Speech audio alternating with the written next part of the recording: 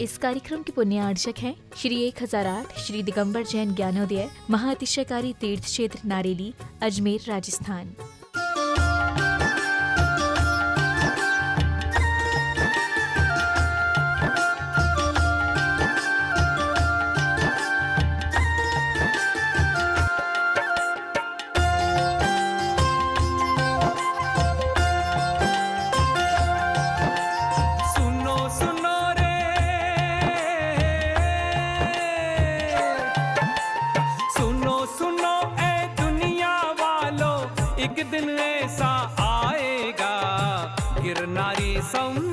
शिखर सा ज्ञानोदय बन जाएगा। गिरनारी समेत शिखर सा ज्ञानोदय बन जाएगा। मुनि सुव्रत भगवान की प्रतिमा, मुनि सुव्रत भगवान की प्रतिमा का दर्शन अति सुखकारी। जब से प्रभु विराजे तब से मेला लागे अति भारी। जब से प्रभु विराजे तब से मेला लागे अति भारी। सुनो सुनो रे शुभ संदेशा, एक दिन ऐसा आएगा। गिरनारी समेत शिखर सा ज्ञानोदय बन जाएगा। गिरनारी समेत शिखर सा ज्ञानोदय बन जाएगा।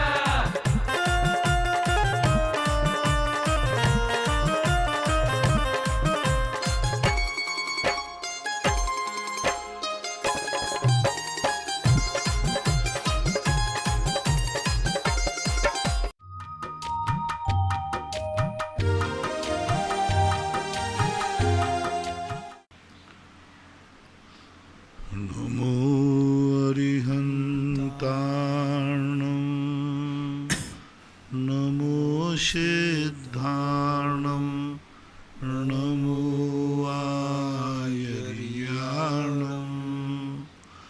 नमो वज्रायाणं नमो लोये सवसाहूणं। पंच परमेष्टि भगवान की जय हो। आचार्य श्री गुरुवर कुंद कुंद महाराज की जय हो। आचार्य श्री गुरुवर विद्यासागर महाराज की जय हो। परम पूज्य निर्यापक मुनि श्री 108 सुधा सागर जी महाराज की जय जय हो। परम पूज्य निष्कंप सागर जी महाराज की जय हो। केकड़ी से श्रीमती मुन्नी देवी, इनकी जिज्ञासा है, पूज्य महाराज श्री के चरणों में नमोस्तु। महाराज जी, मेरी जिज्ञासा है कि श्री आदिनाथ जी व भगवान महावीर स्वामी जी के शिष्यों को प्रतिक्रमण करना क्यों बताया गया है? अजितनाथ जी से और पार्श्वनाथ जी से काल में प्रतिक्रमण आवश्यक क्यों नहीं था? क्या दिगंबर मुनि के 5 प्रकार के व्रत कौन कौन और 5 प्रकार के व्रत कौन कौन से हैं? कृपया बताने की कृपा करें। प्रतिक्रमण तो मूल गुण तो था, लेकिन वो प्रतिक्रमण जब ही करते थे जब उनसे कोई दोष हो जाता था और वो दोष होने पर प्रतिक्रमण करते थे। 28 मूल गुणों का अर्थ ये नहीं है कि वो हमेशा पाल क्रिया रूप में आते ही हैं। बाहुबली ने तो ना तो प्रतिक्रमण किया, न एरिया समिति की, न भाषा समिति की, और एक बार के अलावा केसलंच भी नहीं किया। तो क्या उनके मूल गुण नहीं थे? मूल गुणों का तो पहले के वो जो मुनिराज थे, वे गलती होने पर ही उनसे इतनी कम गलतियां होती थी तब कर लेते। अब वर्तमान में गलतियों पे गलतियां, कभी बुद्धिपूर्वक कुछ ना कुछ हो ही जाता है, इसलिए अनिवार्य है उस समय कभी कभी था। नागपुर से मीना जैन, इनकी जिज्ञासा है, पूज्य महाराज श्री के चरणों में नमोस्तु। महाराज जी, मेरी जिज्ञासा ये है कि जिस व्यक्ति का दही का त्याग है तो क्या वह छाछ का भी उसका त्याग हो जाएगा क्या? कृपया समाधान करें। ऐसा नहीं कह सकते, लेकिन राजस्थान में छाछ को मट्ठा बोलते हैं। दही को बिलोर दिया और छाछ हो गई, बस। ऐसा नहीं, छाछ का अर्थ है उसमें से संपूर्ण रूप से घी निकल चुका हो। घी निकलने के बाद वो छाछ है, बिल्कुल पतली छाछ, कांजीर बोलते हैं। यहाँ तो बस दही को बिलोर दिया और हमारा छाछ ही है, तो वो दही कहलाएगा। ईमानदारी बरतें, क्योंकि भगवती आराधना के संबंध में कहा 6 रसों के त्याग के बाद अंत में छाछ लेने की बात कही गई। तो इससे सिद्ध होता है उस प्रसंग में यह विचार करना चाहिए कि दही का निकला हुआ दही के बाद बिल्कुल पूर्णता उसमें से घी निकल गया तो फिर वो छाछ का रूप लिया जा सकता है और ले सकते हैं, लेकिन यदि उसमें घी का अंश है तो बराबर दोष आएगा। केकड़ी से पंडित अंकित जैन शास्त्री इनकी जिज्ञासा है। पूज्य महाराज श्री के चरणों में नमोस्तु। महाराज जी, पर्याप्तक, अपर्याप्तक और लब्धि अपर्याप्तक में क्या अंतर है, कृपया समझाने की कृपा। कल प्रश्न आया था, कल बता दिया था। गुना से पूनम जैन की जिज्ञासा है। कोई जीव कोई अन्य पर्याय धारण किए बिना लगातार 6 बार मुनि बन सकता है या नहीं, कृपया समाधान करें। क्यों नहीं बन सकता? बन सकता। जैन कॉलोनी इंदौर से डॉक्टर कल्पना जैन की जिज्ञासा है। गुरुवर के चरणों में नमोस्तु। महाराज श्री तत्वार सूत्र के दूसरे अध्याय में छायोपशमिक भाव की परिभाषा में स्पर्धक एवं निषेध शब्द आए हैं। ये स्पर्धक और निषेध क्या होते हैं, कृपया अर्थ बताने की कृपा करें। स्पर्धक बोलते हैं शक्त्यंशों को, उस शक्त्यंश के एक पुंज को बोलते हैं निषेक। निषेक के अनेक अनेक भेद होते हैं। एक समय प्रबद्ध निषेक भी होते हैं और एक निषेक भी होता है। स्पर्धक यूँ मान लो, एक गेहूं का दाना जो है वह एक निषेक है और गेहूं के दाने के अंदर वो शक्ति जितनी है वो शक्त्यंश कहलाते हैं। अब निषेकों को हम एक निषेक जो होता है एक स्वतंत्र रूप से कर्म वर्णा से बनता है, 9 कर्म वर्णाओं से बनता है। एक कर्म वर्णा, एक 9 कर्म वर्णा को निषेक कहते हैं। उसके अंदर जो शक्ति है उसको बोलते हैं स्पर्धक।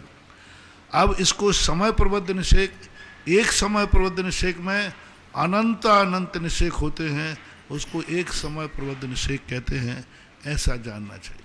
सिरोन से अनुज्ञा जैन इनकी जिज्ञासा है। मेरे आराध्य गुरुदेव के चरणों में त्रिवार नमोस्तु। महाराज जी, मेरी जिज्ञासा है कि नारकी लोग आपस में मारकाट करते हैं तो क्या उन्हें पाप नहीं लगता? क्या यदि लगता है तो वहाँ से आकर कुछ जीव आने वाले काल में तीर्थंकर क्यों होते हैं, कृपया समाधान। पाप लगता है उनको, क्यों नहीं लगता, लेकिन वो खुद तो पिटते भी तो हैं। वो पीटते भी हैं तो पिटते भी हैं। तो पीटते समय पाप बनता है, पिटते समय पाप कट जाता है। सीधी सी बात है। पीटने में जितना पाप लगा, उन्होंने किसी को डंडा मारा, पीछे से किसी ने उनके खोपड़ी में मार दिया, ले सब उधर लिया उधर लिया दिया, सब बराबर हो गया, ऐसा मानना चाहिए। कोटा से सुमन जैन इनकी जिज्ञासा है। पूज्य गुरुदेव के चरणों में नमोस्तु। महाराज श्री, भगवान को सुगंधित शरीर किस पुण्य से मिलता है और मलमूत्र रहित शरीर किस पुण्य से मिलता है? हित मित प्रिय वचन विशेषण किस पुण्य से मिलते हैं? सुभिक्ष तथा विशेषण किस पुण्य से मिलते हैं, कृपया बताने। अभी सब पुण्य सभी पूछ लो ना किस पुण्य से मिलते हैं। सब उनके पुण्य से मिलते हैं। उनके पूर्व भाव में उन्होंने अपने आप में निर्विच के सांग को जीता है। पूर्व भाव में उन्होंने गिलानी को जीत कर भैयावृत्ति की है। जो गिलानी को जीत कर भैयावृत्ति करते हैं, और उन्होंने मुनितन मलन नगेन गिनावे, आते घिनाव ने लोगों को भी भैयावृत्ति करने को किए। उन्होंने किसी भी व्यक्ति से घृणा नहीं कि ऐसा सुगंधित शरीर मिला, मलूत्र आदि का उनको मिला, कभी उन्होंने ऐसे भक्ष्याभक्ष नहीं खाए होंगे। और उन्होंने तो इस प्रकार के उनके सब कार्य पुण्य हैं, जितने 10 अतिशय हैं वे पुण्य से ही मिलते हैं। नागपुर से सुरेंद्र कुमार जैन इनकी जिज्ञासा है। पूज्य महाराज श्री के चरणों में नमोस्तु। महाराज श्री, अगर कोई बीमार हो, हार्ट पेशेंट हो, लेकिन उनके नियम बहुत सारे हों, तो क्या वो श्रावक प्रतिमा व्रत धारण नहीं कर सकता, व्रत प्रारंभ नहीं कर सकता, कृपया समाधान करें। अब ये सब पेशेंट है तो फिर दवाइयाँ भी तो लेना पड़े, उसको क्या है, अभ्यास रूप में बन जाएगा। ठीक है, अभ्यास करे वो। तो महाराज जी, पूछना है कि हमारे जो व्रत हैं क्या वो सारे व्यर्थ हो जाएंगे अगर प्रतिमा नहीं लेंगे? तो व्यर्थ नहीं होंगे, लेकिन निर्दोष नहीं होंगे। फिरोजाबाद से प्रासुक जैन इनकी जिज्ञासा है। पूज्य महाराज श्री के चरणों में नमोस्तु। महाराज श्री, आचार्य कुंद स्वामी के ग्रंथों को पढ़ने के लिए एक श्रावक को क्यों मना किया जाता है? उनमें ऐसा क्या है? शास्त्र कितने प्रकार की होती हैं और एक श्रावक को कौन सा ग्रंथ पढ़ना चाहिए, कृपया समाधान करने की कृपा। कुछ ग्रंथ ऐसे हैं जो कि वो व्यक्ति जब तक आरंभ और परिग्रह का त्याग नहीं करें, ऐसे सिद्धांत ग्रंथों को पढ़ने का निषेध किया जाता है। एक बात। दूसरी बात है, विद्यार्थी जिस क्लास में अभी पहुंचे ही नहीं, उस कोर्स को पढ़ के क्या करोगे? अभी तुम्हारी वो क्लास ही नहीं, और तुम अपने क्लास का कोर्स जिस कक्षा में वो तो पढ़ नहीं रहे हो। और दूसरे की कक्षा की क्लास का कोर्स पढ़ रहे हो तो ये समझदारी थोड़ी है। हाँ, पहले अपनी कक्षा का कोर्स पूरा पढ़ो, पूरा पढ़ने के बाद यदि दूसरा देखना है तो देखो। पहले तो अपनी कक्षा के श्रावकाचार में तो फेल हो और मूलाचार पढ़ रहे हो, तो ये अपनी योग्यता के अनुसार भी पढ़ना चाहिए, क्योंकि योग्यता के अनुसार पढ़ोगे तो वो तुम्हारे कार्यकारी होगा, और जो तुम्हारे आउट ऑफ कोर्स है उसको पढ़ोगे तो ज्ञान तो हो जाएगा, लेकिन पास का सर्टिफिकेट नहीं मिलेगा।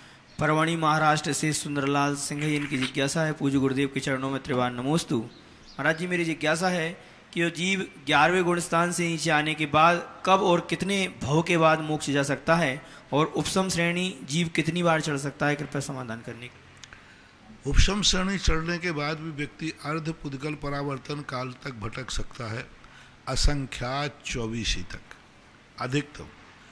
एक जीवन में उपसम श्रेणी 2 बार चढ़ सकता है।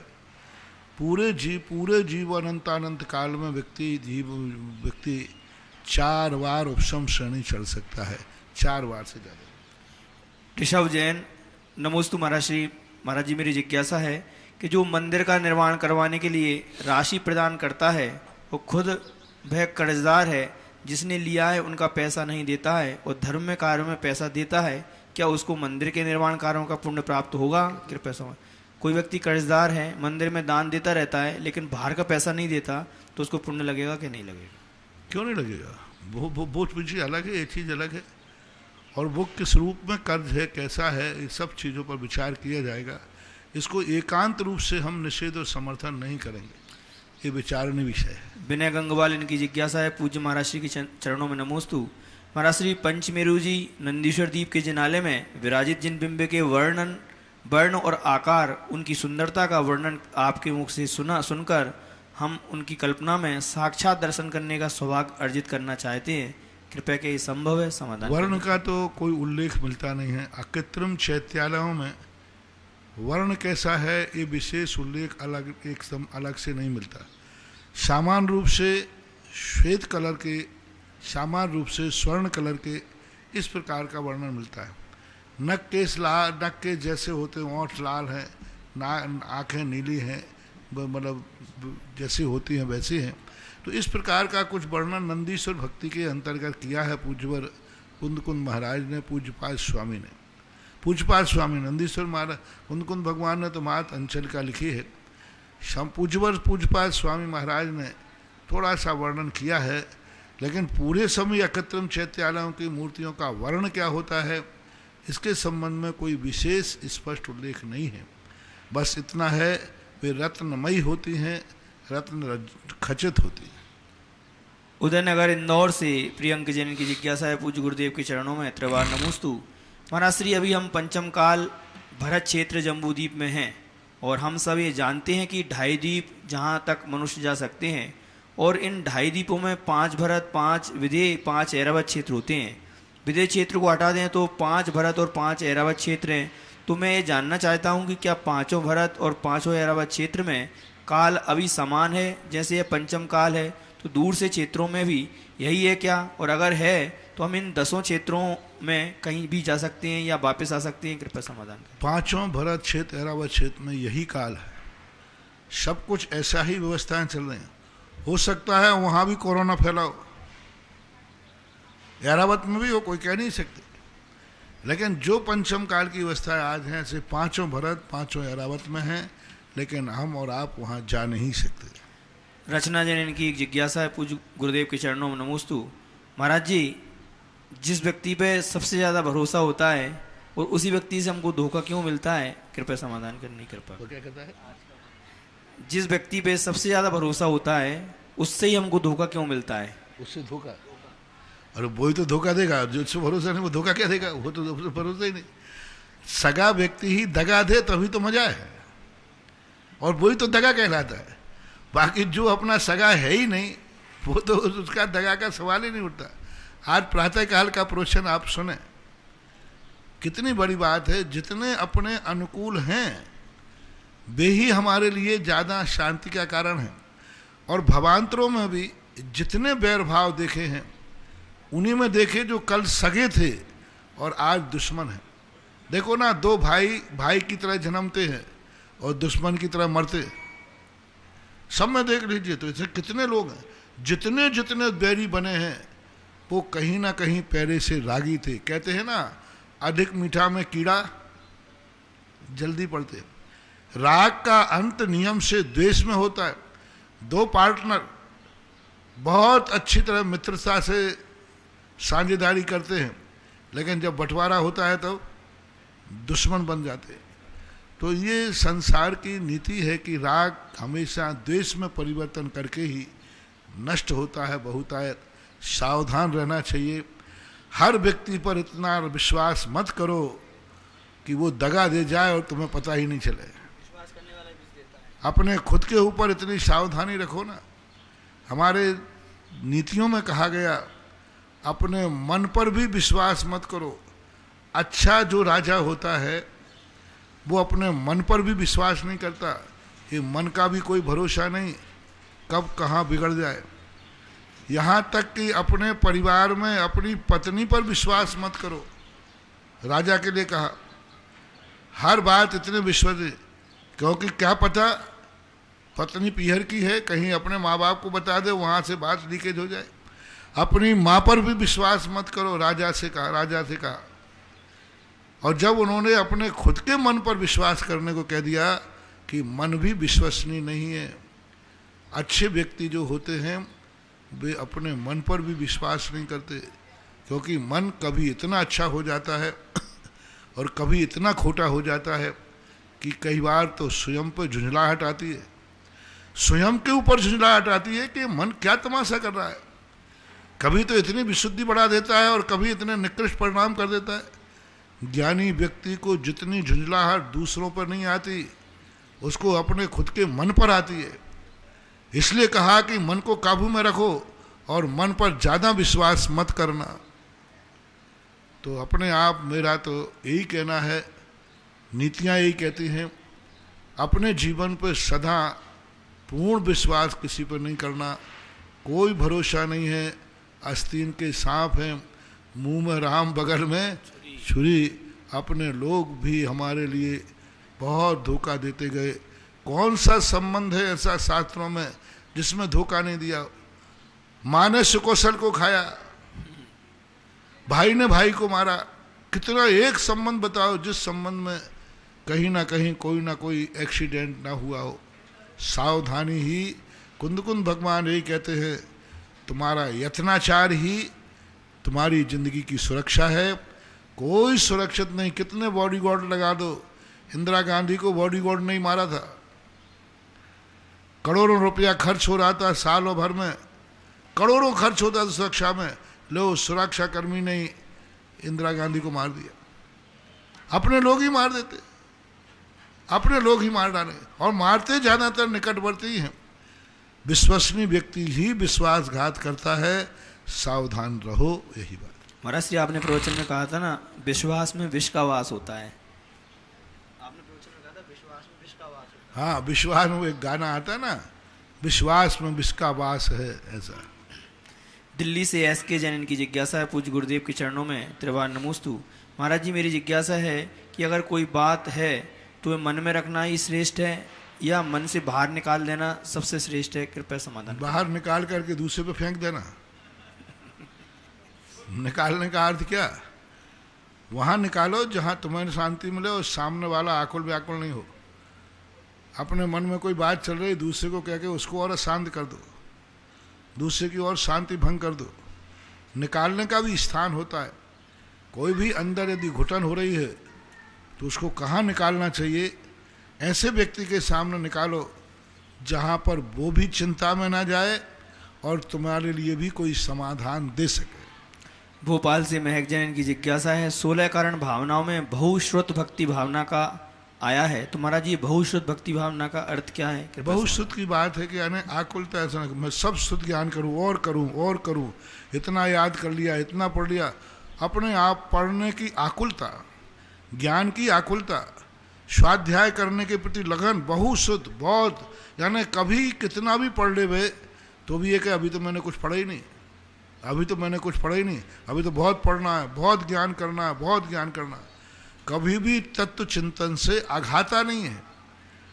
और करने का भाव आता है, इसको बोलते हैं बहुश्रुत भक्ति। विराट से नेहा जैन इनकी जिज्ञासा है गुरुदेव के चरणों में तिरवान नमोस्तु।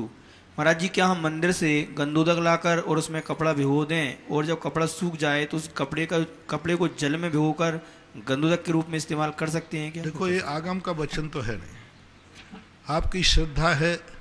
कई लोगों ने ऐसा करके अपनी श्रद्धा से, कई लोगों ने सांगानेर का गंदोदक सुखा के रख लिया, कई लोगों ने नारेली के मुनि सुब्रतनाथ भगवान का गंदोदक सुखा के रख लिया।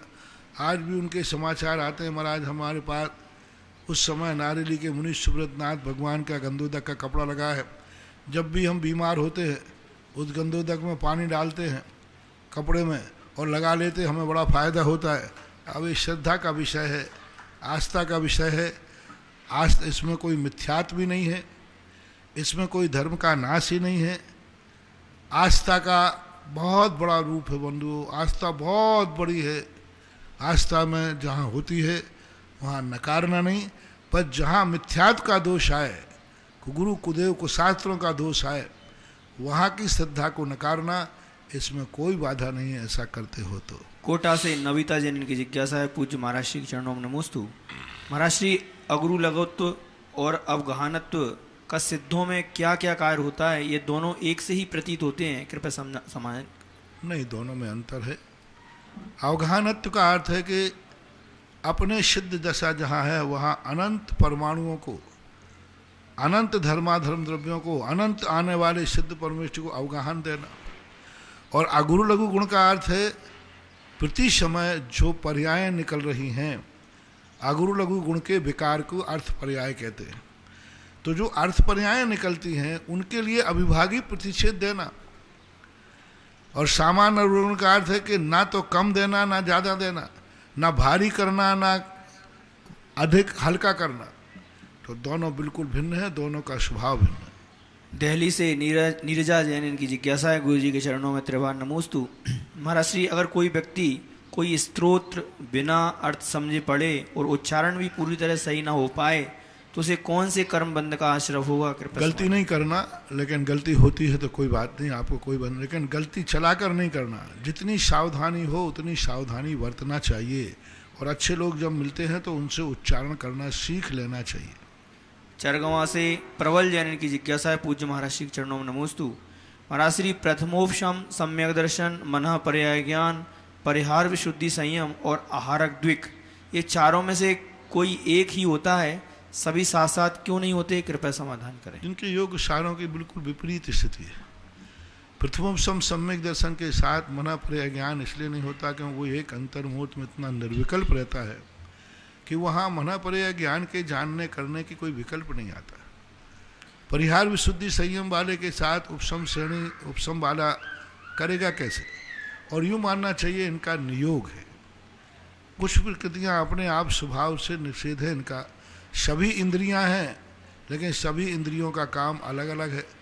कान देख नहीं सकता, जिस समय देखते हैं उस समय सुन नहीं सकते। तो ये प्रकृति के नियम है कि परिहार विशुद्धि संयम, आहारक दुख, मनः पर्याय ज्ञान और प्रथमोपशम सम्यक दर्शन ये एक साथ नहीं हो सकते। प्रतापगढ़ से कविता उज्ज्वल जैन की जिज्ञासा है मेरे इष्ट गुरुदेव के चरणों में त्रिवार नमोस्तु। महाराज श्री, में पूछना चाहते हैं कि अगर हम भक्तांबर जी या तत्वार सूत्र या नमोकार मंत्र अगर पढ़ना हो तो रात्र में कभी भी भक्तांबर नमोकार मंत्र पढ़ सकते हैं क्या? पढ़ सकते हैं। यूएसए से श्रीमती अंशु जैन इनकी जिज्ञासा है पूरे परिवार सहित पूज्य गुरुदेव के चरणों में त्रिवार नमोस्तु। महाराज जी, मेरी जिज्ञासा है कि जीवन में सबसे सुलभ व सबसे दुर्लभ क्या हासिल करना है? मोक्ष प्राप्त करने के लिए कम से कम कितना ज्ञान जरूरी है जिससे काम बन जाए? कृपया समाधान करने की कृपा करें। वेद विज्ञान ही काफी। आत्मा स्वभाव प्रभाव भिन्नम, मैं समस्त प्रभावों से भिन्न है, पर नैमित्तिक परिणाम मेरे नहीं हैं और मैं इन सबसे भिन्न हूँ। एक आत्मा का स्वभाव ही अष्टपुरुषन मातृका का ज्ञान भी, यानी 5 समिति 3 गुप्तियों का ज्ञान है तो भी काफ़ी होता है। भैंसदेही जिला बैतूल से अभिषेक मोदी इनकी जिज्ञासा है पूज्य गुरुदेव के चरणों में नमोस्तु। महाराज श्री, वैष्णव दर्शन के अनुसार दुर्योधन ने कर्ण को राज्य देकर उसको एक सम्मानजनक पद देकर उसका मान बढ़ाया, इसलिए दुर्योधन उपकारी होने के कारण कर्ण ने उसका युद्ध में साथ दिया। लेकिन जैन धर्म में पांडव और हरिवंश पुराण में ऐसा कोई कारण नहीं बताया है जहां दुर्योधन का कर्ण पर कोई उपकार था, जबकि कर्ण तो पहले से ही राजा भानु का पुत्र होने के कारण राजपुत्र था। तो फिर दुर्योधन का कर्ण पर क्या उपकार था जिसके कारण युद्ध में कर्ण ने यह जानते हुए भी जरासंध और दुर्योधन जैसे अधर्मी का साथ दिया? कृपया समाधान करने की कृपा करें। सबसे बड़ा दुर्योधन की दुर्नीति को कोई समझ पाया गया? कर्ण की शक्ति को उसने सम्मानित किया था, कर्ण को सम्मानित नहीं किया था। कर्ण ने दुर्योधन के लिए एक प्रकार, जब कर्ण को भी कोई दूसरी कहीं शरण नहीं मिल रही थी तो दुर्योधन को शस्त्र बनाया, और दुर्योधन एक कमजोर आदमी था, उसे कर्ण जैसा शक्तिशाली चाहिए था। तो ये राजनीतिक संधि थी, ना कि एक अंतरंग शक्ति थी। कर्ण के लिए सब जगह से बहिष्कार मिल रहा था, और दुनिया में जिसका कहीं ठिकाना ना हो, हर जगह बहिष्कार हो। जो व्यक्ति ये जान ले कि मुझे कोई भी ठिकाना देने वाला नहीं है, वो यदि उसको कोई ठिकाना दे देता है तो वो तो उसको महान उपकार मानेगा ही मानेगा। और दुर्योधन का मामला ये था कि उसको शक्तिशाली इकट्ठा करने थे पांडवों के विरोध में। तो कर्ण के पास कुछ शक्तियाँ ऐसी थी जिस कारण से उनको कहा इसको राजनीतिक संधि मानना चाहिए, इसको आदर्श संधि नहीं मानना चाहिए। आधा हड़ताल जबलपुर से संजय मीना जैन की जिज्ञासा है। पूज्य गुरुदेव के चरणों में अनंत बार कोटि कोटि नमोस्तु। भगवान, जिन जीवों में रत्नत्रय प्राप्त करने की योग्यता है परंतु कभी रत्नत्रय प्राप्त नहीं कर सकेंगे, तब उन्हें अभव्य सम भव्य मिथ्या दृष्टि क्यों कहा जाता है? कृपया समाधान करें। उनमें योग्यता तो है लेकिन प्राप्त नहीं कर सके, उनकी ऐसी योग्यता बनी हुई स्वभाव अभव्य है, दूरान दूर भव्य है। योग्यताओं का किसी के पास अभाव नहीं होता।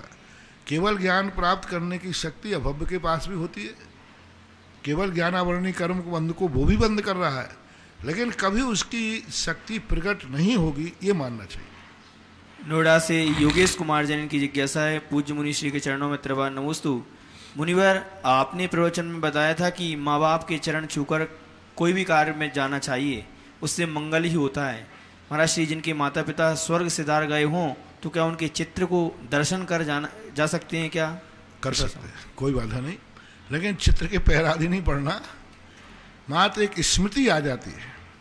मैंने तो उनके लिए कहा था जो जिंदा उनके माता पिता हैं, फिर भी वो जिंदा माता पिता के मरने की चिंतन कर रहे हैं, उनसे अलग होने का चिंतन कर रहे हैं। माता पिता जिंदा हैं फिर भी उनसे अलग होकर के अपनी ज़िंदगी व्यतीत कर रहे हैं। माता पिता जिंदा हैं फिर भी वो उनकी सेवा करने में मन में विकल्प आ रहा है। माता पिता जिंदा हैं फिर भी उनके मरने का भाव कर रहे हैं। मैंने उन निकृष्ट लोगों के लिए कहा था कि माता पिता की उपेक्षा मत करो, ये सगुन हैं, मांगलिक हैं, कुछ भी तुम्हारे काम नहीं आ रहे हैं। लेकिन यदि घर में विद्यमान भी हैं तो उनका उपस्थित रहना ही मंगल है, उनका दर्शन करना ही मंगल है।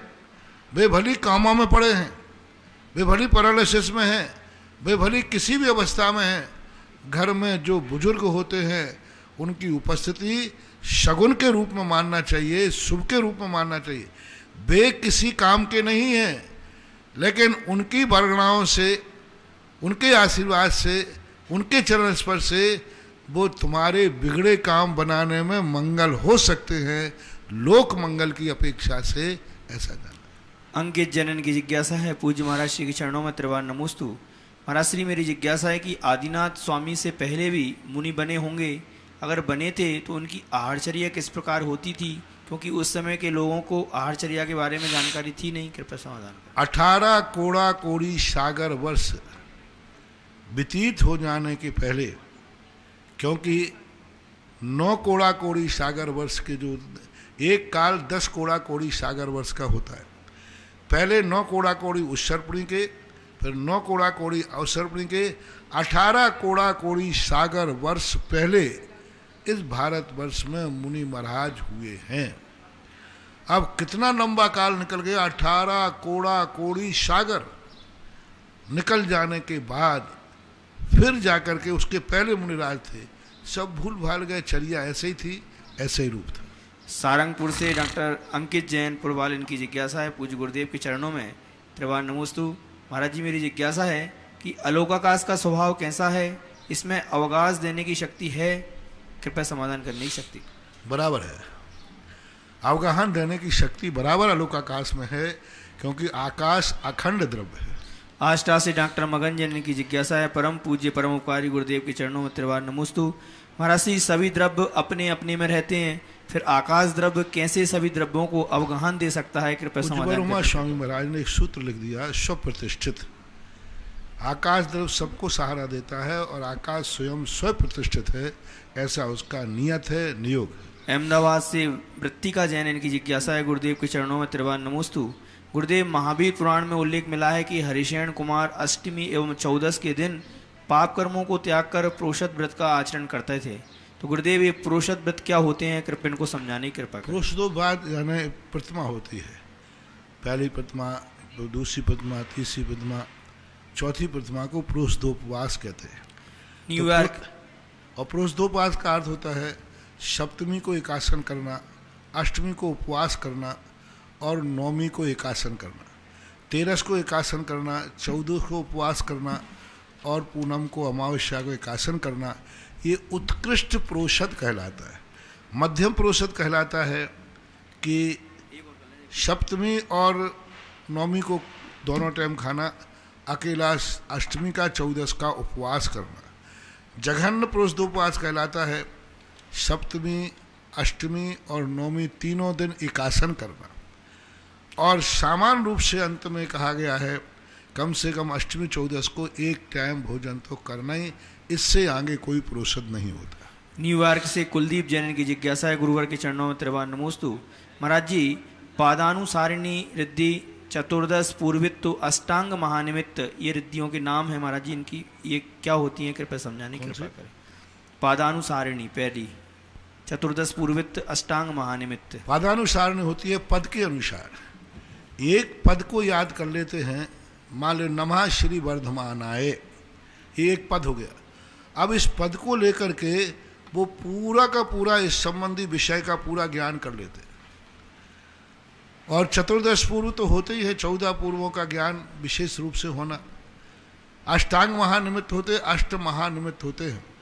तो अष्ट निमित्तों के माध्यम से जो भविष्य को जान लेते हैं, घटनाओं को जान लेते हैं, उसे बोलते हैं। परम पूज्य आचार्य गुरुदेव श्री विद्यासागर जी महाराज के आज्ञानुवर्ती शिष्य निर्यापक श्रवण मुनि पुंगव श्री सुधा सागर जी महाराज के मुखारविंद से होने वाले जिज्ञासा समाधान में देश विदेश में अपने घरों पर टीवी के समक्ष विराजित जिनवाणी चैनल, सुधा कलश चैनल के माध्यम से जिज्ञासा भेजने वाले, देखने वाले, सुनने वाले उन सभी भक्तगणों की ओर से गुरुवर के चरणों में त्रिवार नमोस्तु नमोस्तु नमोस्तु। इस क्षेत्र पर बनने वाले सहस्कूट जनालय में एक प्रतिमा 171 में सहस्कूट में श्रीमती सुगम जैन, पत्नी स्वर्गीय रमेश चंद जैन, अंकुर पुत्र, चांदखेड़ा अहमदाबाद। दूसरी प्रतिमा जो कि कल अक्षय तृतीया पर ही आ गई थी, लेकिन चूंकि व्हाट्सएप पे देख नहीं पाए। और आप ये निश्चिंत मानिए कल भी अक्षय तृतीया थी और आज भी तृतीया है, क्योंकि 2 तिथि तृतीया है, इसलिए आपकी घोषणा तृतीया में हो रही। देवेंद्र कुमार, श्रीमती संगीता साजन, वैशाली हिमानी, टिया सिंगाई, समस्त साजन बोरवेल्स परिवार गुना। एक प्रतिमा बसंती लाल, अरुणा, प्रियंक, पूनम, धैर्य, डोसी, कुन्हाड़ी, कोटा। एक प्रतिमा जिन्होंने 171 की जगह 175 किया है, चंद्र प्रकाश, उर्मिला, प्रियंका, सुरभि, दिव्या, सब्दरा, केशवरा, पाटन।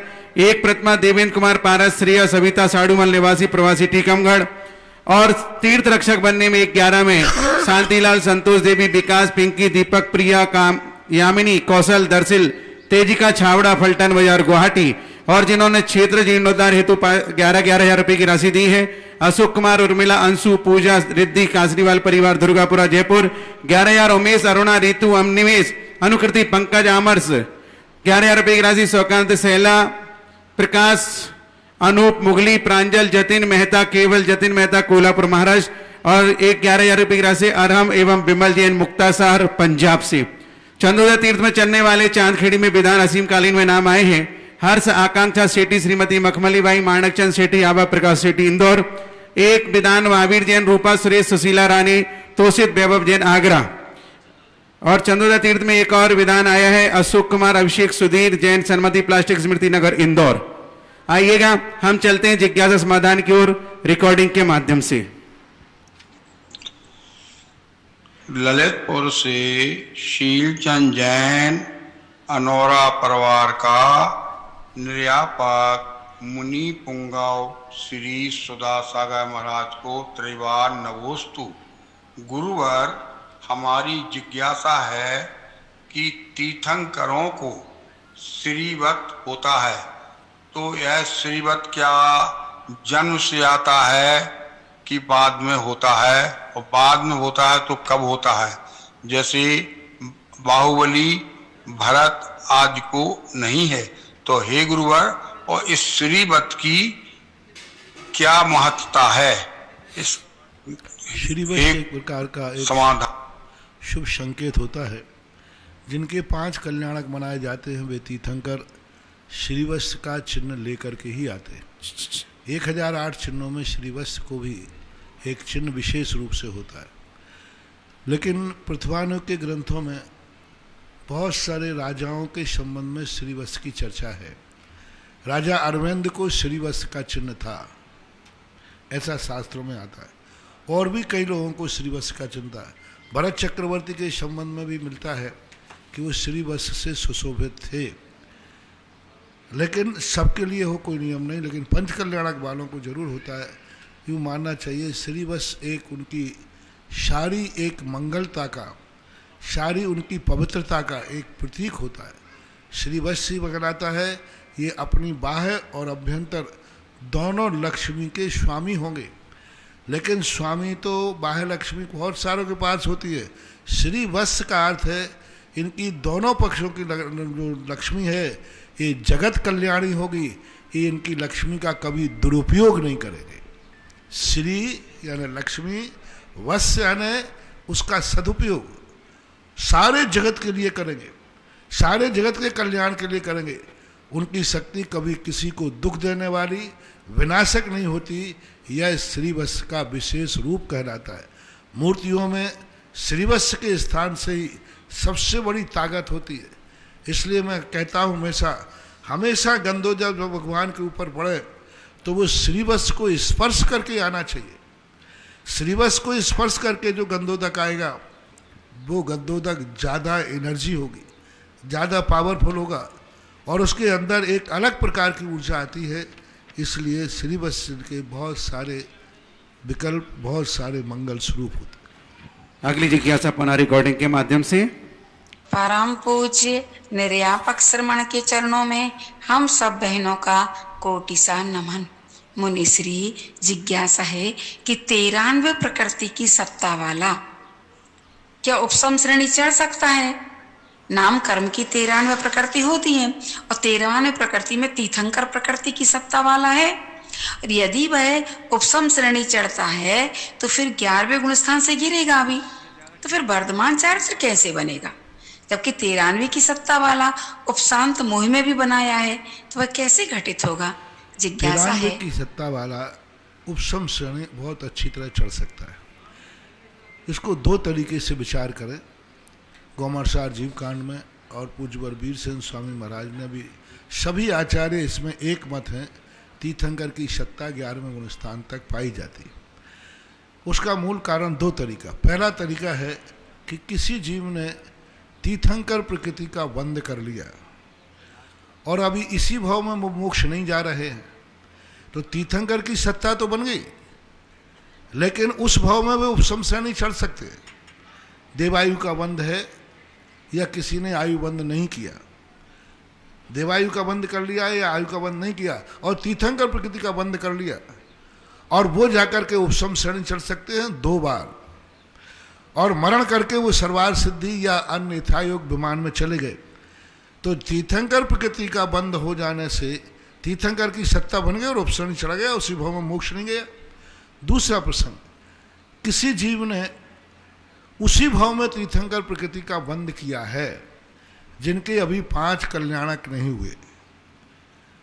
5 कल्याण सामान्य है, 4थे गुण स्थान में उसने तीर्थंकर प्रकृति का बंध किया, 5वें गुण स्थान में तीर्थंकर प्रकृति का बंध किया, उसके अभी कोई पंच कल्याणक नहीं बनाए गए, अभी कोई उसने चारित्र ग्रहण नहीं किया, और उसके समय उसके मन में ऐसा उपशम श्रेणी चढ़ने का भाव आ जाए तो उनका वर्धमान चारित्र होता है कि नहीं होता, ये अभी विचारणीय प्रश्न है। जो 5 कल्याणक वाले होते हैं उनका तो नियम से वर्धमान चारित्र होता ही है, लेकिन जिन्होंने मुनि बनने के बाद तीर्थंकर प्रकृति का बंद किया है, एक पूर्व कोटि वर्ष तक वे मुनि बने रहे और एक पूर्व कोटि वर्ष में अंत में जाकर के कुछ समय उनका 10-20 साल 50 साल उनका शेष रहा, तीर्थंकर प्रकृति का बंद किया और तीर्थंकर प्रकृति बंद करके अब इनका भी वर्धमान चारित्र होता है या नहीं होता, ऐसा आगम वचन नहीं है। चलो इनको लिए फिर भी छोड़ दें अपन कि उसी भाव में तीर्थंकर प्रकृति का बंद करके वो 11वें गुणस्थान नहीं जावे, कोई बात नहीं। लेकिन 93 प्रकृति का सत्ता वाला एक भाव पहले तीर्थंकर प्रकृति की बांध करके और उपशम श्रेणी चढ़ करके स्वर्गाधिक चला गया तो मानने में कोई बाधा नहीं है, 93 की सत्ता बन जाती है। अगली जिज्ञासा पुनः रिकॉर्डिंग के माध्यम से। ब्रह्मचर्या के निरचार पालन में अंतराय किए बिना जैन संस्कृति के संरक्षण संपोषण के माध्यम से संसार दुख कर्दम में गिरते हुए प्राणियों के हस्तावलंबन प्रदाता अस्माकं आराध्य गुरुवर परम पूज्य मुनि पुंगवश्री के तपह पूज चरण कमलों में श्रमण संस्कृति संस्थान के अंतर्गत संचालित 12 वर्षीय स्वाध्याय पाठ्यक्रम परिवार की ओर से प्राचार्य अरुण कुमार जैन का सश्रद्ध त्रिकाल त्रिवार नमोस्तु नमोस्तु। पूज्य प्रवत उक्त 12 वर्षीय स्वाध्याय पाठ्यक्रम की परीक्षाएं अक्टूबर 2020 में आयोजित होना तय थी, परंतु कोरोना महामारी के प्रकोप बस संभव नहीं हो सकी। स्वाध्यायार्थियों एवं अनेक प्रबुद्ध जनों से प्राप्त सुझाव अनुसार विचार विमर्शोपरांत आप श्री के आशीर्वाद पूर्वक दिनांक 20 जून से 30 जून 2021 तक ये परीक्षाएं अब ऑनलाइन आयोजित होना तय की गई हैं। ऑनलाइन परीक्षा के ट्रेनिंग के लिए एक वीडियो बना करके व्हाट्सएप के माध्यम से सभी स्वाध्यायार्थियों को भेजा जा रहा है तथा रिहर्सल की दृष्टि से दिनांक 3 जून 2021 को सभी विद्यार्थियों के लिए एक ट्रायल एग्जाम का आयोजन हो रहा है, जिससे सभी परीक्षा विधि से परिचित हो जाएंगे। ये परीक्षाएं 20 जून से 22 जून तक हो रही हैं, परंतु जो स्वाध्यायार्थी इन दिनों में परीक्षा नहीं दे सकेंगे उनके लिए द्वितीय अवसर की परीक्षाएं दिनांक 1 जुलाई से 3 जुलाई 2021 के मध्य आयोजित होंगी। पूज्यवर हम सब स्वाध्यायार्थी एवं आयोजक संस्थान को आपके आशीर्वाद की विशेष अपेक्षा है। नमोस्तु गुरुवर, नमोस्तु। 2 वर्षों से इसी प्रकार परीक्षा के संबंध में विकल्प करना पड़ रहा है, जो अभी प्राचार्य महोदय ने आप लोगों को सूचित किया, तदनुसार अपनी परीक्षा की तैयारी करें और सबके लिए मेरा आशीर्वाद है। बंधुओं, ये टाइम टेबल टीवी की फ्लैश पर चल रहा है, मैं एक बार बोल देता हूं। प्रथम अवसर जिनको अर्जित करना है परीक्षा के लिए 12 वर्षीय पाठ्यक्रम में सिद्धांत प्रभाकर प्रथम वर्ष 20 जून सिद्धांत प्रवेश का भाग 1, 2 और 3 एवं 6 डाला। इसका टाइम रहेगा 20 जून को 1:30 से 2:30 तक। और व्रत कथा कोष भाग इसी 20 जून को व्रत कथा कोष भाग 1 और 2 के टाइम रहेगा 3:30 से 4:30 तक। सिद्धांत प्रभाकर द्वितीय वर्ष 21 जून इष्टोपदेश एवं रत्नाकरण श्रावकाचार, इसके एग्जाम का समय रहेगा 1:30 से 2:30 और आदि पुराण भाग 1 का एग्जाम का समय रहेगा 3:30 से 4:30। सिद्धांत प्रभाकर तृतीय वर्ष 22 जून को द्रव्य संग्रह एवं पद्मनंदी पंचविंशति का दोपहर में 1:30 से 2:30 और आदि पुराण भाग 2 का 3:30 से 4:30। और जो लोग इस समय नहीं दे पाएंगे उनको द्वितीय अवसर मिलेगा। सिद्धांत प्रभाकर प्रथम वर्ष 1 जुलाई सिद्धांत प्रवेश का भाग 1, 2, 3 एवं 6 डाला के लिए 1:30 बजे से 2:30 बजे तक टाइम वही रहेगा, डेट 1 जुलाई हो जाएगी। दोपहर में व्रत कथा कोष का भाग वही 3:30 से 4:30 और सिद्धांत प्रभाकर द्वितीय वर्ष 2 जुलाई इष्टोपदेश एवं रत्नाकरण श्रावकाचार 1:30 से 2:30 और आदि पुराण भाग 1 का 3:30 से 4:30। सिद्धांत प्रभाकर तृतीय वर्ष का कोर्स की एग्जाम रहेगी 3 जुलाई को द्रव्य संग्रह एवं पद्मनंदी पंचविंशति का 1:30 बजे से 2:30 बजे तक और आदि पुराण भाग 2 का 3:30 से 4:30 तक। इसके बाद आप टीवी फ्लैश पर देख लेंगे और ये टाइम टेबल नोट कर लेंगे, अन्यथा संस्थान से संपर्क करेंगे अगली जिज्ञासा रिकॉर्डिंग के माध्यम से। माइक चालू करो महाराज जी का। स्वाध्याय वालों से मेरा कहना है कि सबसे पहले आप लोग प्रथम परीक्षा को ही दें। प्रथम परीक्षा देने वाला विद्यार्थी का बहुत अच्छी तरह काफ़ी जांचने का सबका विधिवत होता है। द्वितीय परीक्षा में आप आगे के कोर्स के लिए तैयारी नहीं कर पाएंगे, फिर महीनों बाद आपका रिजल्ट आएगा, फिर आपका अगली साल बिगड़ जाती। इसलिए सभी विद्यार्थी प्रथम परीक्षा ही देने का प्रयास करें। किसी कारणवश महिलाओं आदि को उस समय परीक्षा देने की स्थिति नहीं रहती है, शुद्धि आदि में, उन्हीं के लिए ही दूसरा रखा गया है। बाकी कभी दूसरा एग्जाम दुनिया में कहीं होता नहीं है। होता है तो वो फेल होने वालों को होता है सेकंड एग्जाम। तो पहला सब लोगों के लिए यही तैयारी करना है, हम प्रथम एग्जाम ही देंगे। प्रथम ही कहलाता है, सेकंड ही कहलाता है। अगली जिज्ञासा पुनः रिकॉर्डिंग के माध्यम से। मुनिश्री नमोस्तु नमोस्तु नमोस्तु। मुनिश्री, सप्तपरम स्थानों में सप्तपरम स्थान तो उपादेय होते हैं, प्राप्त करने योग्य होते हैं। उसमें एक साम्राज्य आता है, तो यहाँ साम्राज्य से अभिप्राय क्या लेना है? कौन से साम्राज्य को प्राप्त करना है हमें? कृपया जिज्ञासा का समाधान करें। परम स्थान एक गृहस्थों के लिए कहे गए, और गृहस्थों के परम स्थान जब होते हैं तो यदि वो परम स्थान के लिए, क्योंकि यदि मोक्ष प्राप्त नहीं कर पाया तो साम्राज्य का अर्थ होता है वहाँ इंद्रदक पद प्राप्त करता है, और वहाँ से आकर के वह सम्राट बनता है, राजा बनता है। तो एक सम्यक दृष्टि का, एक ज्ञानी पुरुष का पूरा जीवन का क्रम क्या होता है, मोक्ष जाने के बीच में जब तक वो सम्यक दृष्टि है तो वह क्या क्या बन सकता है। सभी ये पूरे 5 जो 7 परम स्थान हैं सभी जी प्राप्त करें ऐसी बात नहीं है। कुछ लोग सीधे निगोद से आकर निकल करके मोक्ष चले जाते हैं।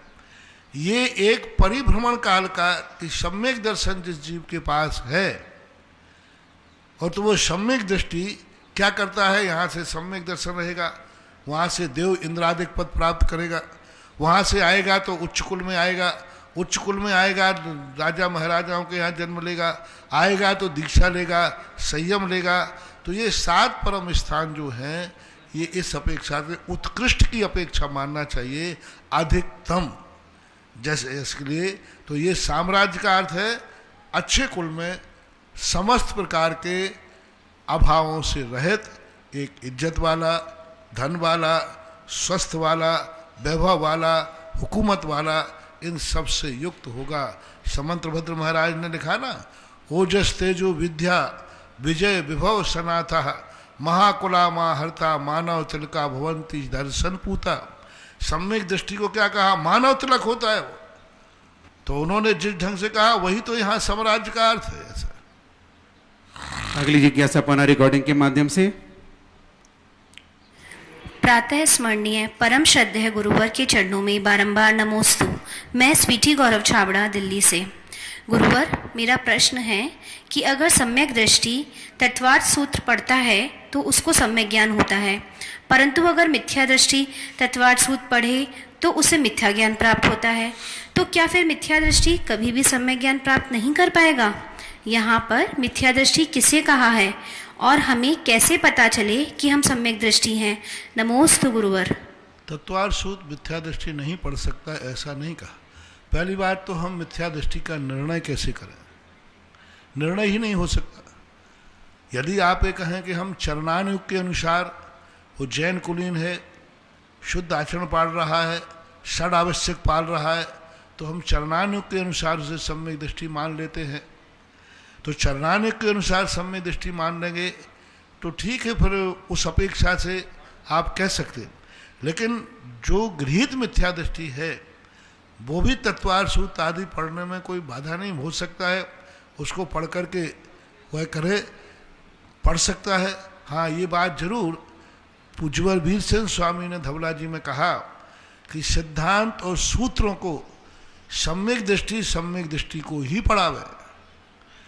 पढ़ने के संबंध में नहीं लिखा उन्होंने। सम्यक दृष्टि सूत्रों को, सिद्धांत ग्रंथों के सूत्रों को सम्यक दृष्टि को ही उपदेश देता है, क्योंकि अन्य मिथ्या दृष्टियों को देने से उसका अनादर होता है, उसकी उपेक्षा होती है और वो सूत्र ग्रंथ कहलाते। ये प्रसंग वहाँ आया सामान्य रूप से तत्वार्थ सूत्र एक संग्रहित ग्रंथ है, तो उसके लिए यदि कोई पढ़ता है ज्ञान के लिए तो ऐसा निषेध तो नहीं कर सकते हैं, ऐसा माना। अगली जिज्ञासा पुनः रिकॉर्डिंग के माध्यम से। गुरुवर के चरणों में मेरा और मेरे परिवार के ओर से बारंबार नमोस्तु महाराज जी। मैं निर्मला गोदा बिजोलिया से। मेरा क्वेश्चन है महाराज जी, अशुभ भावों को छोड़कर शुभ भावों को ग्रहण करने के लिए क्या करें? और दूसरा क्वेश्चन है, बफर सिस्टम को गिद्ध भोजन का नाम क्यों दिया है? कृपया शंका का समाधान कीजिए। अशुभ भावों को छोड़कर शुभ क्रिया, शुभ संगति, शुभ विचार, शुभ कार्य करो, शुभ भाव बने रहे। जैसा निमित्त मिलता है वैसे भाव होते। अशुभ लोगों की संगति में रहोगे तो अशुभ भाव होगा, शुभ लोगों की संगति में कहोगे तो शुभ भाव मिले। ज्ञानी से ज्ञानी मिले दो दो बातें हों, और मूर्ख से मूर्ख मिले तो दो दो लाते हों। सीधी बात है, मूर्ख से मूर्ख मिलेंगे तो मूर्ख बातें होंगी, और ज्ञानी से ज्ञानी मिलेंगे दो दो बातें मिलेंगी। तो संगति के ऊपर, निमित्तों के ऊपर आधारित होता है। दूसरा क्या है? बफर सिस्टम को गिद्ध भोजन क्यों कहा? बफर सिस्टम को कोई शास्त्रीय बफर सिस्टम तो है नहीं। गिद्ध जैसे झूमते हैं, एक साथ टूटते हैं सभी उसी बर्तन में, सब लोग खाते रहते हैं। गिद्ध भोजन एक प्रकार की उसकी निकृष्टता बताने के लिए उपाधि दी है। जैसे एक जानवर को सारे गिद्ध मिलकर के लौटते हैं, इसी प्रकार एक ही बर्तन में रखे हुए सामान को लोग गिद्ध बन करके उसको, पहले वो गिद्ध भोज तो अब खत्म हो गया, अब तो कुत्ता भोज चालू हो गया। पहले गिद्ध भोज था कि तसला रखा रहता था, उसी में से सब जाके उठाते थे, अपने हाथ से उठाओ और खाओ। पहले रैदास उठा ले गए, फिर रामदास उठा ले गए, फिर जिनदास उठा ले गए, और कुछ भी करो लाइन से लगी। अब तो कुत्ता भोज हो गया, अब उठाने की परंपरा कर रहा हूँ, कैटर्स परोसते हैं। लेकिन कुत्ता भोज क्या कहलाता है? कुत्ता जहां भी आप टुकड़ा डालोगे वहां नहीं खाता, उठा करके वो थोड़ी दूर जाता है। इसी प्रकार आज कुत्ता भोज में क्या है, कैटर्स वहां देगा, फिर वहां से लेकर के कोई उड्डोली पे बैठा है, कोई उड्डोली पे बैठा है, कोई यहीं देखता रहता हूं सामने। अंदर से परोस के लाते हैं, एक उधर खा रहा है, एक उधर खा रहा है, एक उधर खा रहा है, यही चल रहा है कुत्ता भोज।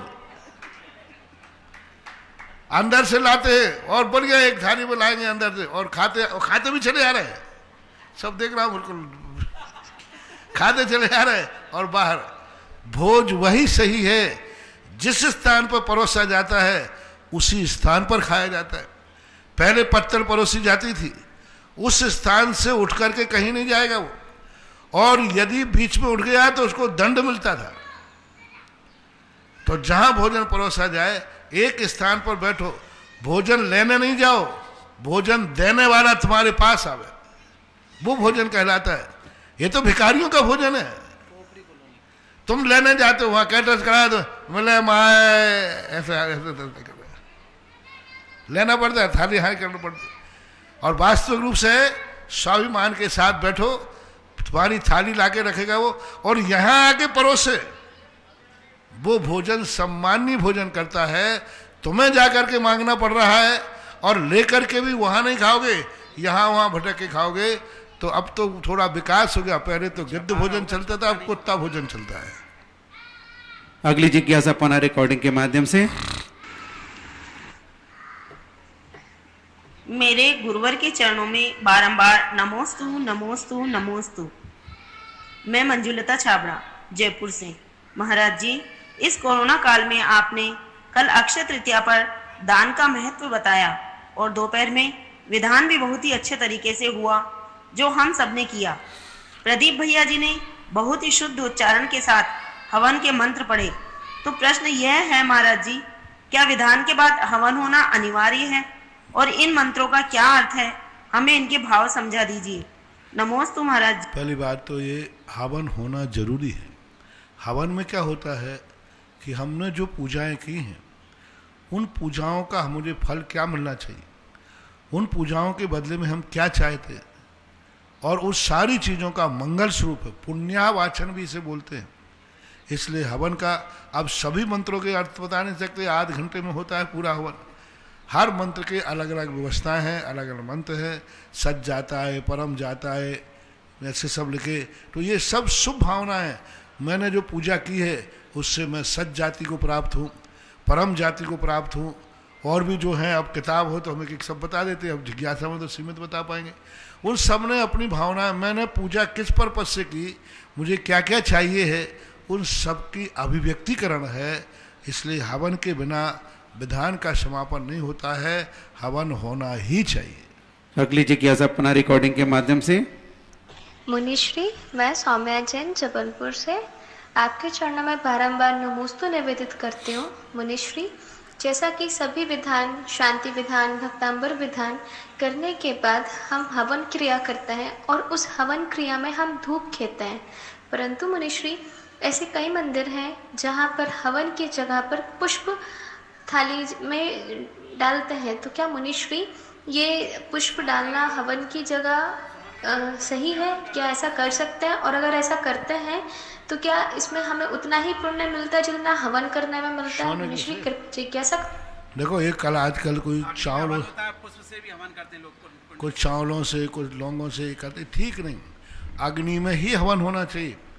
हवन का जो धुआं है वो धुआं का भी एक अपने आप में साइंस है। एक सुगंधित दीपक जलाना, एक मंगलिक, और एक आरती करके दीपक जलाना, एक भगवान के चरणों में दीपक जलाना, तो वो अग्नि पूर्वक ही होना चाहिए।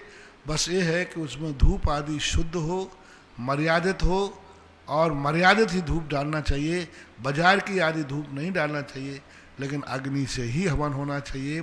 इसमें 13 और 20 का कोई विकल्प नहीं है, ये सबके लिए मान्य होता है। 11,000 रुपए की राशि पदमकांत तारा देवी, राजीव कांत, अमित कांत जैन गदिया, सर्वोदय कॉलोनी अजमेर। 11 रुपए की राशि जयकुमार श्रीमती शकुन जैन, भारतीय परिवार छपारा। 11 रुपए की राशि उर्मिला कमल, अमित रोहित, आरुष रीतिका, अनुभूति उर्मिला जैन, कोपरी कॉलोनी थाने। 13,100 हेमलता डोली, अमन जैन, घाटमपुर कानपुर। और 11,000 रुपए की राशि कांता जैन अजमेर। इन्होंने इस क्षेत्र के जीर्णोद्धार हेतु प्रदान की। अगली जिज्ञासा पुनः रिकॉर्डिंग के माध्यम से। जगत पूज्य निर्यापक मुनिराज के चरणों में हम सभी का अनंतानंदवार कोटिशः नमोस्तु नमोस्तु नमोस्तु। मेरी यह जिज्ञासा तत्वार्थ सूत्र से है। इसमें एक सूत्र आता है, तन निसर्गाद अधिगमात्वा। सूत्र में तत् का अर्थ वह सम्यक दर्शन निसर्गज और अधिगमन से होता है। तत् एक वचन है तो केवल सम्यक दर्शन की उत्पत्ति के कारण बताए हैं। तो क्या सम्यक ज्ञान और सम्यक चारित्र की उत्पत्ति में कोई कारण नहीं है कि वो निसर्गज और अधिगमज होते हैं यदि तो कैसे? कृपया जिज्ञासा। सम्यक दर्शन में जो है वही निसर्गज और अधिगम भेद से होता है, और सम्यक दर्शन के बाद जो सम्यक ज्ञान है वो तो स्वतः अपने आप ही होता है। लेकिन जब ज्ञान और चारित्र की बात आती है, ये निसर्गज नहीं होते, ये कभी भी जाति स्मरण से नहीं होते। निसर्गज का अर्थ पूज्यवर सर्वार सिद्धिकार ने, पूज्यवर अकलंग स्वामी महाराज ने, सभी ने ये लिया कि अन्य प्रभावों में जाति स्मरण आदि के माध्यम से जो सम्यक दर्शन होता है वह निसर्गज सम्यक दर्शन कहलाता है। तो चारित्र जाति स्मरण से नहीं हो सकता। चारित्र तो साक्षात होता है, साक्षात कोई निमित्त पाकर के स्वयं प्राप्त करता है। स्वयं का अर्थ स्वयंभू होता है, निसर्गज नहीं। निसर्गज की जो परिभाषाएं आचार्य ने बनाई उसमें चारित्र नहीं हो सकता। एक सामान्य सम्यक ज्ञान जो दर्शन के साथ होता है वो तो निसर्गज ही होगा सामान्य रूप से। लेकिन ज्ञान की वृद्धि यदि हम करना चाहें तो वो पर प्रत्यय रूप होती है। स्वयं अपने आप ज्ञान प्रकट कहीं ना कहीं से किसी ना किसी रूप में पर का आलम्बन लिया जाता है, ऐसा मानना चाहिए। इसलिए वहाँ सम्यक दर्शन को ही निसर्गज और अधिगमज मानना, ज्ञान को और चारित्र को नहीं। बंधुओं, जिन महानुभावों ने समोषण गगन बिहार यात्रा में इंद्र बनने का सौभाग्य प्राप्त किया था, उन सभी महानुभावों से मैं निवेदन कर रहा हूं क्षेत्र कमेटी की ओर से अपनी अपनी राशि यथाशीघ्र क्षेत्र कमेटी की ओर प्रस्तुत करें। और साथ ही जिन्होंने भूदान हेतु दान घोषित किया है वो भी अपनी भूदान की राशि यथाशीघ्र क्षेत्र कमेटी की ओर प्रेषित करें। इस बात का विशेष ध्यान रखेंगे। अगली जिज्ञासा सुशीला जी बागुदार।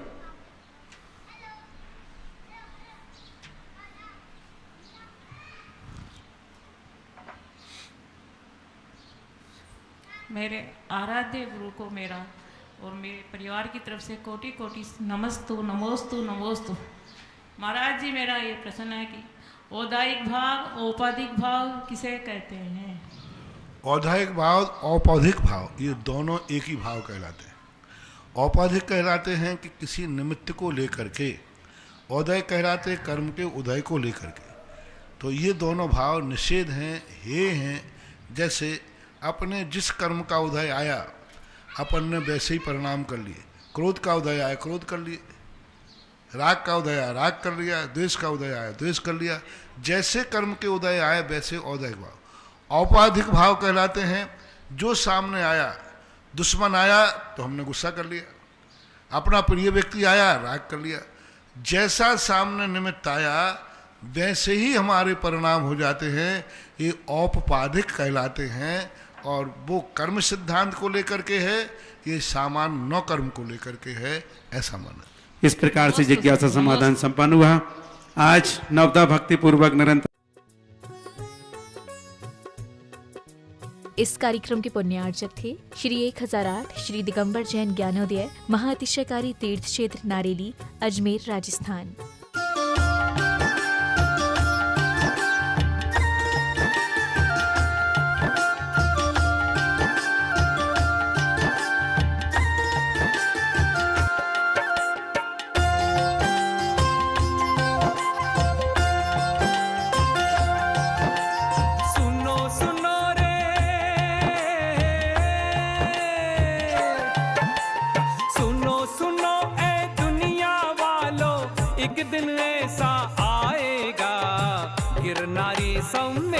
शिखर सा ज्ञानोदय बन जाएगा। गिरनारी समेत शिखर सा ज्ञानोदय बन जाएगा। मुनि सुव्रत भगवान की प्रतिमा, मुनि सुव्रत भगवान की प्रतिमा का दर्शन अति सुखकारी।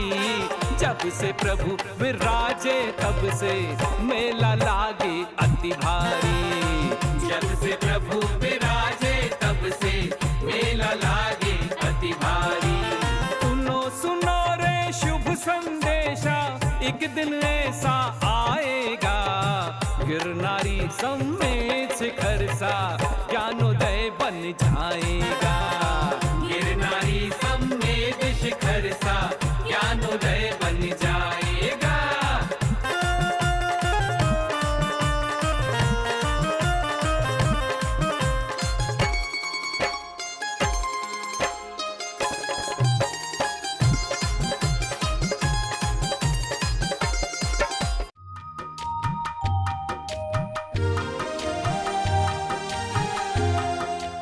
कोरोना महामारी के इस आपदा काल में पुण्यार्जन का महाअवसर। क्षेत्र पर प्रतिदिन मुनि सुब्रतनाथ भक्तामर विधान, जिसकी राशि 1,51,000 रूपए, क्षेत्र रक्षक 1,11,000 रूपए, एक गाय आजीवन गोद 1,11,000 रूपए, भक्तामर आरती प्रतिदिन दीपक सहित 2,500 रूपए। त्यागी व्रतियों के भोजन की व्यवस्था के लिए निशुल्क भोजन कराया जाता है, जिसकी सालाना राशि 1,00,000 रूपए। प्रतिदिन गौशाला में हरा चारा एक दिन की राशि 21,000 रूपए। और भी बहुत सारी योजना है। निम्न नंबर पर आप संपर्क कर सकते हैं। अध्यक्ष श्री मनीष जैन गदिया 9829008908, महामंत्री श्री अतुल जैन दिलवारी 9829070625, कोषाध्यक्ष श्री मिश्री लाल जैन गदिया 9414993780, क्षेत्र प्रभारी बाल ब्रह्मचारी सुकांत जैन 99280911